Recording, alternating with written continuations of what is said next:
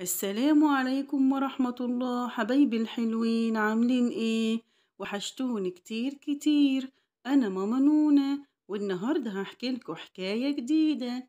حكاية ايه يا ترى؟ حكاية تقى والفصول الأربعة. كان يا مكان يا سعد يا إكرام، ما يحلى الكلام إلا بذكر النبي عليه الصلاة والسلام.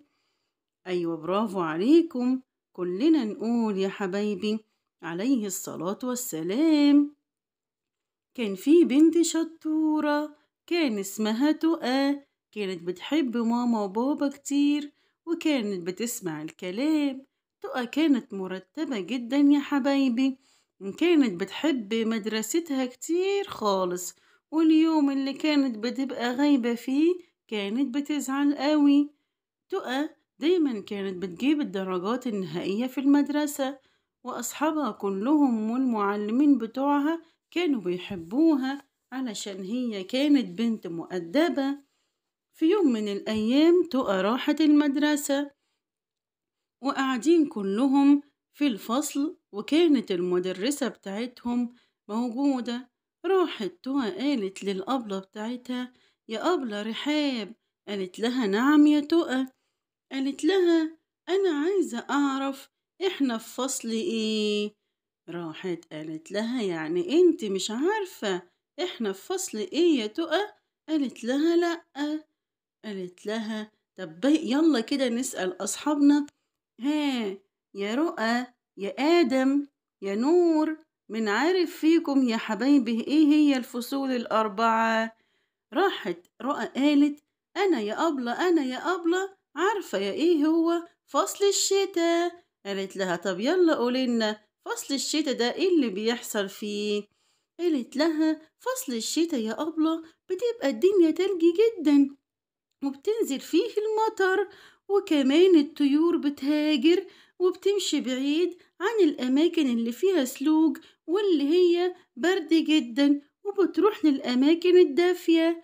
وكمان بنلبس فيها هدوم تقيلة، وكل شوية نتقل لغاية ما نبقى دافيانين كلنا. فضلوا كلهم يضحكوا على كلام رؤى الشطورة. الأبلة قالت لها: برافو عليكي يا رورو، مين يعرف الفصل اللي بعديه؟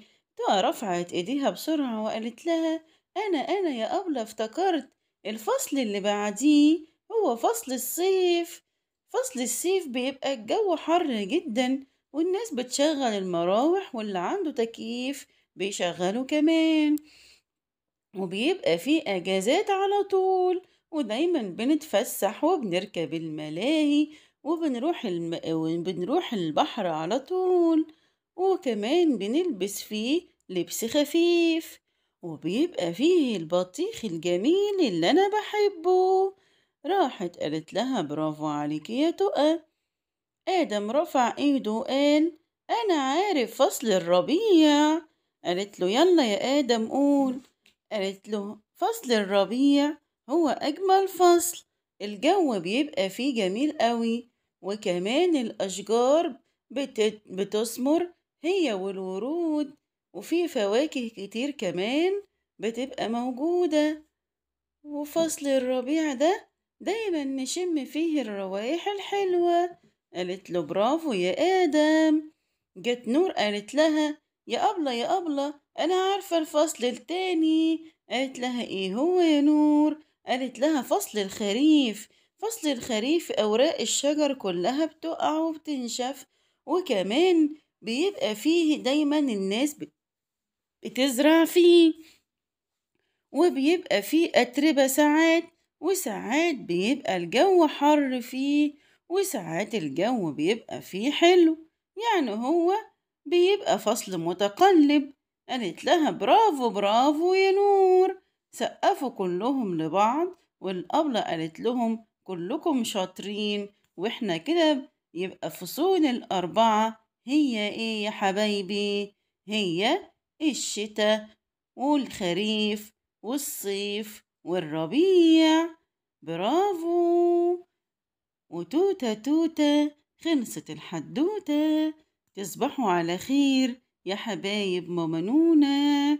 ما تنسوش تعملوا اشتراك في القناة وتفعلوا الجرس وتعملوا لايك. مع السلامة.